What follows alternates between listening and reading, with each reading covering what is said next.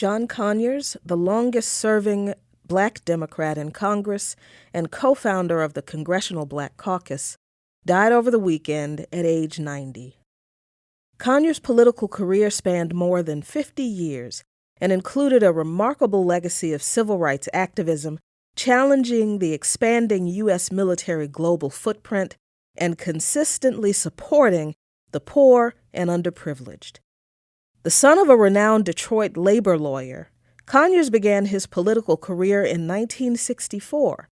An ever-present and accessible advocate for his constituents in Detroit, one of the most iconic images of Conyers is from the 1967 uprising in Detroit, when he stood on the hood of a car with a bullhorn to try to calm the angry crowd in the aftermath of mass arrests and rumors of excessive force by the police against 80 patrons at an unlicensed bar.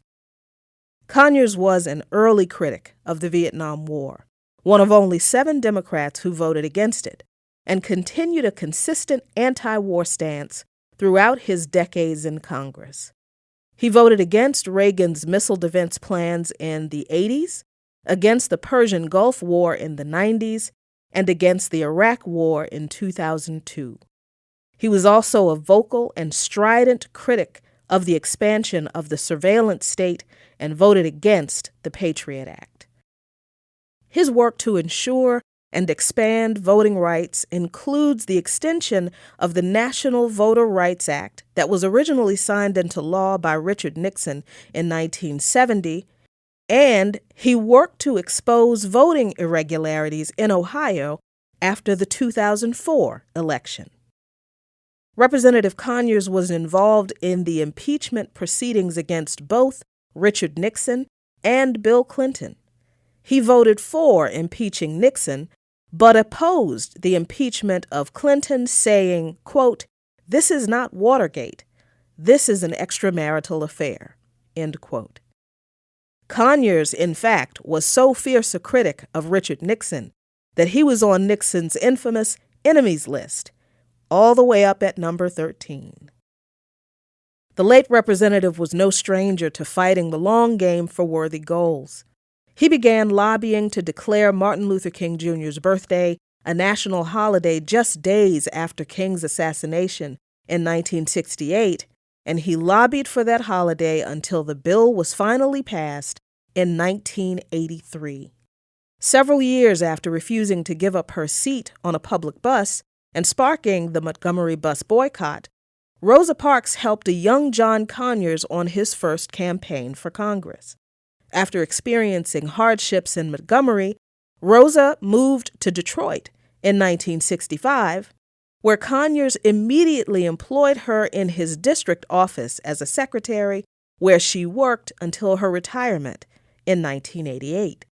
Long before Black Lives Matter existed, Congressman Conyers held hearings on the misconduct and brutality of the New York City Police Department in 1983 that angered then-Mayor Ed Koch, and continued his probes in 1997, which angered another New York mayor, Rudy Giuliani. Conyers was Sanders before Sanders was Sanders. In 2003, Conyers introduced the Expanded and Improved Medicare for All Act. It only had 25 co-sponsors at the time, but by 2017, after introducing the bill in every congressional session, his bill, H.R. 676, had 120 co-sponsors, among them Vermont Senator Bernie Sanders, who has since made Medicare for All the cornerstone of his second bid for the Democratic nomination for president. In every congressional session since 1989, Conyers has introduced H.R. 40, the Commission to Study and Develop Reparation Proposals for African Americans Act, more commonly referred to as the Reparations Bill.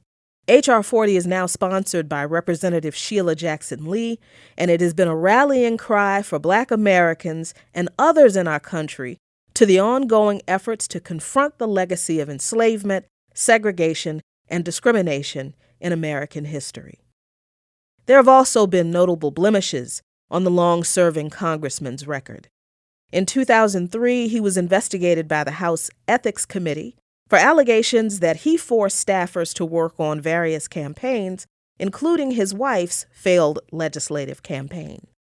In 2006, he admitted to violating ethics rules in having staffers chauffeur his sons to events.